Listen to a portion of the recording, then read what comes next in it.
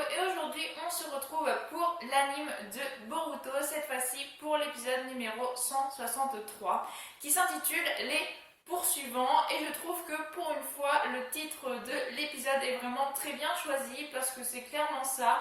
Durant tout l'épisode ils vont se faire poursuivre en poursuivant des personnes, donc voilà, c'est vraiment un épisode que j'ai trouvé moi pratiquement inintéressant. Voilà, on n'a rien appris dedans, les choses que l'on aurait pu prévoir se sont produits. Enfin voilà, c'était pas vraiment un épisode, je me suis pas éclatée du tout en regardant cet épisode, franchement. Je me suis emmerdée, voilà, pour être tout à fait honnête avec vous, je me suis emmerdée à regarder cet épisode-là. Alors certes, c'est plus ou moins la trame pour aller jusqu'à l'organisation Kara, mais là, clairement, autant les épisodes d'avant, je trouvais ça plutôt moins intéressant, avec le dirigeable qui pouvait nous rappeler les scans, etc. Il y avait d'autres éléments qui pouvaient être sympas. Alors cet épisode-là, franchement, je l'ai trouvé très plan-plan, et clairement, voilà, c'est pas le genre d'épisode que je vais m'éclater à regarder, à revoir et à revoir, pas du tout.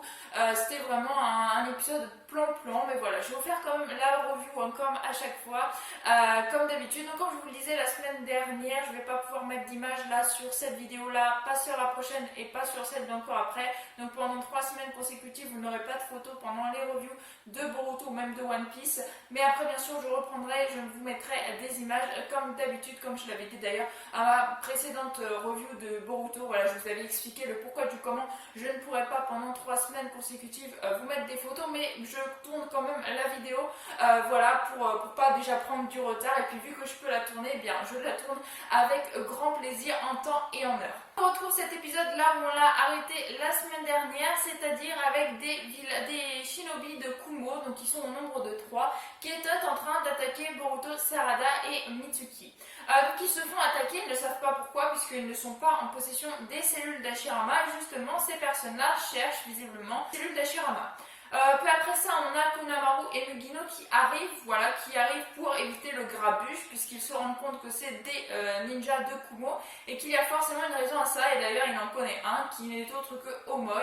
Alors Omoi qu'on a déjà vu bien sûr dans Naruto Shippuden, et personnellement je ne l'ai pas reconnu. J'ai l'impression qu'il a exactement le même âge que Konamaru, alors que Konamaru est plus jeune que Omoi. Vraiment, Omoi, c'est comme s'il n'avait pas du tout vieilli. Il a changé d'apparence, mais il n'a pas du tout vieilli. Donc clairement, je n'aurais jamais pu pu penser que ce serait Omoi, mais enfin voilà. Donc ils rencontrent Omoi et ils ont eu vent que justement les ninjas de Konoha avaient tué la prêtresse justement du château, et qu'ils cherchaient les cellules d'Hashirama. Donc sur ordre du Raikage, ils sont partis justement pour aller récupérer aussi les cellules d'Hashirama, et donc ils se retrouvent bien sûr à faire équipe avec Boruto et les autres, pour pouvoir justement aller vers les poursuivants et récupérer tous ensemble donc les cellules d'Hashirama. Également donc suite au couteau qui avait été retrouvé pour justement empoisonner et qui avait tué la prêtresse du château, on se rend compte donc c'était justement des kunai empoisonnés, et que ces kunai visiblement ils ont fait tout un cheminement qui prétendrait que justement les quadruplés qui sont maintenant des triplés, puisqu'il y en a un qui s'était fait tuer visiblement avant qu'il rentre dans le château, ces quadruplés là viendraient du pays de la brume, et donc il rechercherait justement les cellules d'Hashirama pour aider le pays apparemment, puisqu'on a une brève avec justement les quadruplés qui sont plus que 3, donc je vais les appeler les triplés, ce sera plus simple. Donc les triplés qui sont là, qui bien sûr pleurent en leur fond intérieur, mais qui pleurent leur frères disparus, et qui également donc veulent à tout prix réussir leur mission. Peu importe s'il leur coûte leur vie, ils veulent réussir la mission pour amener ces cellules au pays de la brume, parce que visiblement le pays de la brume aurait besoin des cellules d'Hashirama. Alors je ne sais pas trop pourquoi, vu que les cellules d'Hashirama sont convoitées pour tout et pour rien, comme on l'avait vu au chapitre précédent, où comme quoi la prêtresse justement, elle voulait rajeunir grâce aux cellules d'Hashirama. Il y a toute une sorte d'expérience avec Kara qui les met justement sur les êtres humains pour voir comment ils réagissent. Donc ils sont la plupart paralysés. Donc voilà, il y a tout un cheminement vis-à-vis des cellules d'Hashirama, et ils sont convoités par beaucoup de personnes, surtout que là ils étaient au pays du silence, qui est vraiment le pays où il y a des commerces de vagabonds, tout ça. Forcément, voilà, les cellules d'Hashirama sont convoitées par pas mal de personnes, et donc par ces fameux quadruplés qui en ont besoin visiblement pour justement leur pays, le pays de la brume, le pays, si je dis pas de bêtises, de Zabuza et Aku. Donc on ensuite on se retrouve justement dans ce fameux château qui a été forcé et justement pillé par les fameux villageois du pays du silence, et donc ils sont en train d'essayer de trouver les richesses justement pour survivre dans ce pays-là. Ils sont en train de piller le château, plusieurs voleurs, plusieurs personnes justement du village des silences. Et donc par-dessus ça, on a le membre de l'organisation de Kara qui parlait à quelques épisodes précédents à Victor, qui vient et qui demande de se pousser, de dégager même il dit, mais il les attaque pas. Il les attaque pas. Seulement, ces personnes-là ont l'impression qu'ils en veulent à leur argent qu'ils viennent de piller, et du coup, ils veulent se défendre. Seulement, Depa, puisque je pense qu'il s'appelle Depa, vu que Victor l'avait appelé comme ça, donc Depa se défend, si je puis dire, donc il les attaque. Et il va jusqu'à essayer d'avoir des informations justement sur les ninjas de Konoha, où est-ce qu'ils sont passés. Et donc il arrive à trouver quelqu'un qui va lui dire que les ninjas de Konoha se sont enfuis, qu'ils ont fui par les égouts, sont sortis du pays des silences. Donc Depa, visiblement, qui les rechercherait pour avoir les cellules d'Hashirama, lui aussi qui les convoite, visiblement je pense pour pouvoir les ramener à Victor et pour pouvoir refaire justement ces expériences qu'ils étaient en train de faire déjà depuis quelques épisodes. Donc Depa se retrouve à devoir les chercher. Il arrive très facilement à les retrouver, donc bien sûr ils sont tous ensemble. Il y a les 3 ninjas de Kumo et puis bien sûr la team de Boruto, de Konohamaru. Donc ils se retrouvent tous là, et puis il y a Omoi qui prend la décision justement d'essayer de le retarder pour que eux puissent poursuivre justement les quadruplés et aller chercher les cellules d'Hashirama. Donc ils se retrouvent tous les 3 à être séparés du groupe de Konoha. Donc comme ils se sont rencontrés, en fait ils se sont séparés assez vite. Donc Depa enlève sa cape justement, il prend ce combat plus ou moins au sérieux, en tout cas il enlève sa cape et il dit que tous ceux qui ont vu son visage sont morts, donc ils n'ont pas pu donner des informations ou quoi que ce soit, puisqu'il a tué visiblement tous ceux qui l'ont vu au visage découvert. Donc Omoi et les autres se retrouvent à le combattre, donc ils font leur technique habituelle, et les 2 subordonnés se font battre très rapidement. Donc Omoi se retrouve seul à devoir combattre Depa, et les peu d'attaques qu'il a, toutes les attaques qu'il a semblent vraiment inefficaces face à Depa, jusqu'au moment où il arrive plus ou moins à donner un coup dans le dos de Depa, et là on a Depa qui se retourne. Donc il l'a pas blessé, il a juste réussi à lui donner un coup dans le dos, et Depa se retourne et il dit là maintenant c'est fini la rigolade, je vais passer en mode sérieux. En gros il se battait sans se battre, il rendait plus ou moins les coups, c'est tout ce qu'il faisait, il se défendait quoi. Et on voit bien d'ailleurs que visiblement toutes les attaques n'ont aucun effet sur lui, qu'il semble vraiment, même si on a l'impression qu'il se prend l'attaque, et bien ça ne lui fait rien du tout.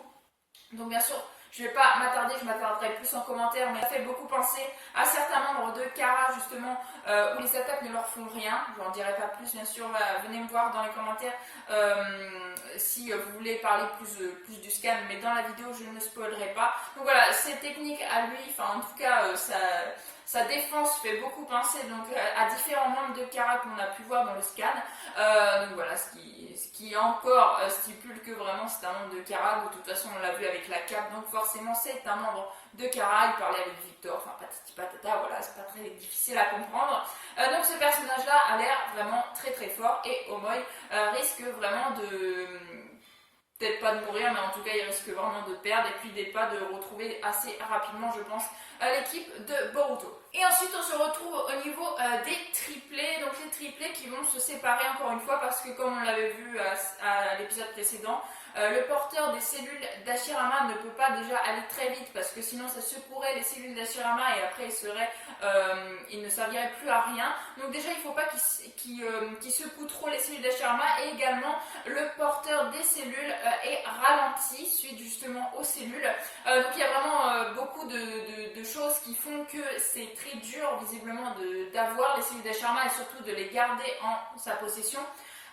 Donc les triplés sont obligés encore de se séparer. Cette fois-ci ça va devenir des jumeaux, puisqu'ils se séparent. Donc voilà, il donne sa boucle d'oreille. D'ailleurs on voit que le quadruplé, quand ils étaient encore 4 et qu'ils s'étaient séparés pour être plus que 3, il avait donné sa boucle d'oreille à son frère. Et là pareil, donc il dit qu'il va essayer de tarder leur poursuivant. Donc il donne sa boucle d'oreille à l'un de ses frères, qui la met sur lui également. Maintenant il a 3 boucles d'oreilles qui sont bien sûr les boucles d'oreilles de ses frères. Voilà, la symbolique est assez sympa je trouve. Et donc lui qui s'appelle Yuga va rester là pour justement essayer de stopper ou du moins de retarder les ninjas de Konoha. Et bien sûr à la fin de cet épisode les deux autres partent de leur côté et ils laissent leur frère qui donc se retrouve face à Boruto, Mitsuki, Sarada, Miguno et Konohamaru qui eux sont là, donc ils vont, je suppose, l'épisode se termine comme ça, mais moi je suppose que bien sûr au prochain épisode Omoi va se faire défoncer clairement, donc Depa va pouvoir venir, il va aussi devoir s'attaquer aux ninjas de Konoha, donc ils sont assez nombreux pour pouvoir se dispatcher pour 2 combats, et ils vont devoir affronter justement l'un des quadruplés, donc Yuga, qui est là et qui semble avoir justement une technique qui pourrait être mortelle pour lui et très dévastateur pour ses adversaires. Donc voilà, on verra bien au prochain épisode. Mais voilà, en tout cas, franchement, c'est pas du tout un épisode que je vais retenir. On n'en a même pas appris sur Depa, à part que visiblement, c'est un personnage qui vraiment qui a l'air très très fort et qui a l'air d'être très solide en défense. Donc voilà, à voir, mais franchement, voilà, c'est pas du tout le genre d'épisode que je vais retenir. J'ai pas du tout accroché à cet épisode-là. Voilà, c'est vraiment pas un gros épisode. Donc voilà, c'est à peu près tout ce que j'ai à vous dire sur ce petit chapitre-là.